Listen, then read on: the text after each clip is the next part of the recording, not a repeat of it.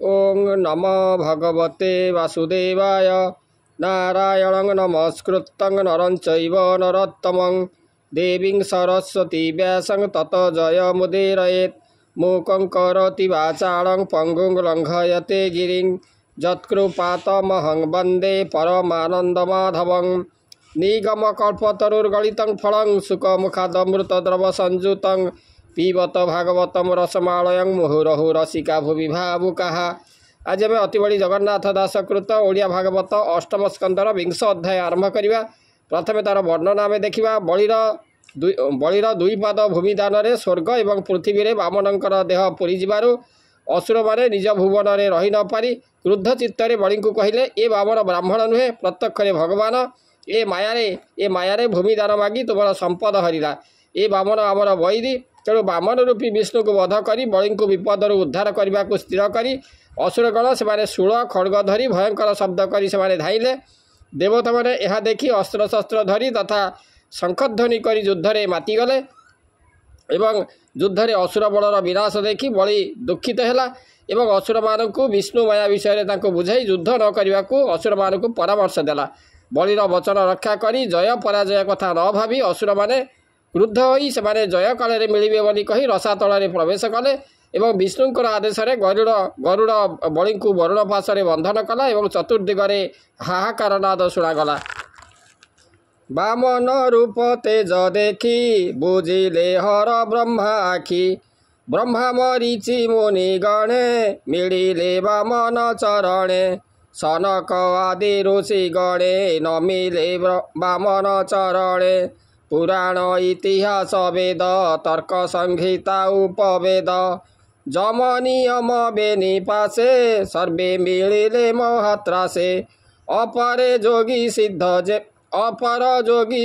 जेते ज्ञानी अनल समेते अशेष कर्मबद्ध पासी अभ्यास करी भव राशि बेगे मिलिले मोद भरी स्तुति वचने स्तुति करी विरंची आदि तो समने करे संपुट उपासने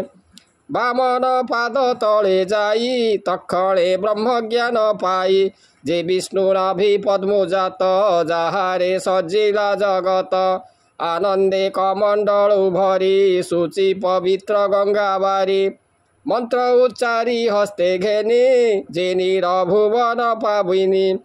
वामन पाद शून्य गला बाजन्ते ब्रह्मांड फाटिला ब्रह्मांड रंध्रे जल राशि बेगे ब्रह्मांड मध्य पशि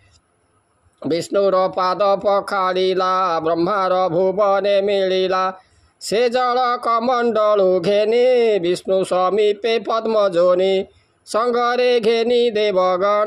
जे सिद्ध किन्नर चारण नमी वामन पाद तले निश्चले रही स्तव कले गंगा जे थिरा कमंडले ब्रह्माता विष्णु पादे ढाले शुद्ध पवित्र जल राशि गोविंद नख कणे पशि तहु उछुली अंतरिक्षे पड़िला ऋषिंक समीपे तहु उछुली अंतरिक्षे पड़िला ऋषिंक समीक्षे सोम आदित्य लोके जिणे स्वर्गे पड़िला तरंगिणी सुमेरु शिखे अंतरिक्षे से जले पड़िला प्रत्यक्षे चतुर दिगे चारि धारे पड़िला धरणी उपरे समुद्रे पशि चारि दिगे नदी स्वभावे अति बेगे एबे हो शुण महीपति वरुण धाई प्रजापति घेनी सुगंध पुष्पमाल चंदन कर्पूर सलील सन्निधे धूप दीप थई फल अक्षत मंत्रे देई जय शबदे स्तुति भणी निर्मल वाक्य वेदवाणी विष्णुर महिमा उकते तांडव वाद्य नृत्य गीते शंख दुंदुभि नाद घोषे ब्रह्मा जे मिली विष्णु पासे अति उल्लासे सुख मने शंख दुंदुभि नाद स्वने विष्णुर जस गाई तोषे जे शंख पुरे दश दिशे ए मंते महोत्सव देखी असुरे भुवन उपेक्षी दीपा ददाने स्वर्गमही पुरीला वामनर देही स्वस्थाने रही न पारिले बळीर समीपे मिलिले रही वचन कोप चित्ते बोलन्ती बळीर अग्रते ब्राह्मण नुहई बामन कपटे मागी भूमिदान माया विमानंकर बर संपद हरिला आंभर बामन रूप ए जगते देवंक कार्य सिद्धि अर्थे आंभर रिपु ए बामन कपटे मागी भूमिदान ए माया ब्राह्मण शरीरे संपद हरिला आंभरे एभଳି नित्य सत्यव्रत विशेष ब्राह्मण भकत केबे हे मिथ्या ए न कहे दुखी जन को दया बहे आंभर प्रभु ए राजन निश्चय वैरी ए बामन आस एहाकु बध कर बळी को संकट उद्धर एमरे शत्रु नाही दूजा बळी होइब स्वर्गे राजा तेबे से आंभर जीवन सफल कले एहा मन एमंते बोली एक चित्ते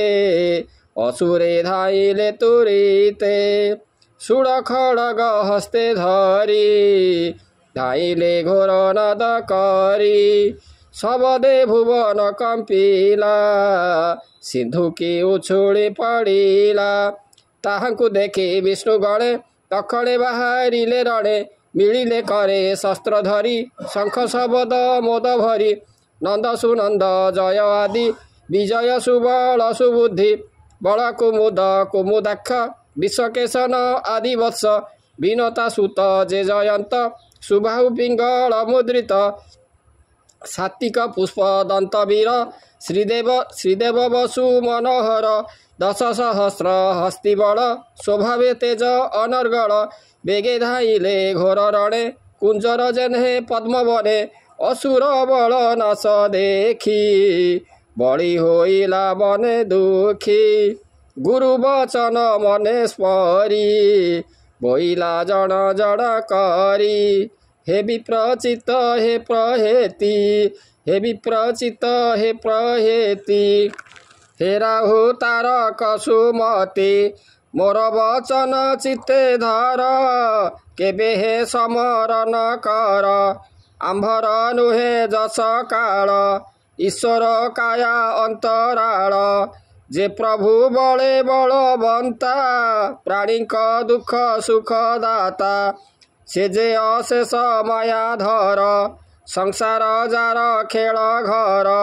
जाहाकु काल बाम होई ताहार जय जस नाही जेबे दैव आंभ पक्ष प्रसन्न होइबा प्रत्यक्ष तेबे जिणिबा आंभे रणे एमंते बोधि जणे जणे। श्री शुकवाच बळी वचन वीरे शुणे जय विजय परिमाणी पुणी मिलिबा जय काळे एमंत बोली रसा तळे पशिले मने क्रोध करी एबे हो शुण दंडधारी गरुड़ विष्णु आज्ञा पाई बळी समीपे क्रोध बही वरुण पास घेनी करे बळी को यज्ञ रसारे सोमाभिषेक दिवसे बळी को बांधे अति रसे शुभिला हाहाकार नाद असुरे होइले विषाद बळीर देखिण बंधन बोलंती प्रभु भगवान तृतीय पाद मोर करे देलु जे ओंकार उच्चारे भूमि गगन एक पादे आबर पाद शून्य भेदे तृतीय पाद एबे दिय सकल दुख पारी हुआ जावत चंद्र सूर्य दिशे तपन अनल प्रकाशे तावत भूमि ए तोहर मुझे घेनी बीतिनी पुर तृतीय पाद स्थान देई तु एबे थाव सुखी होई न देले पड़िबु नरके अजस थिब तिनी लोके। एमंत बळी आगे कही विष्णु रहिले स्थिर होई। बोलई विप्र जगन्नाथ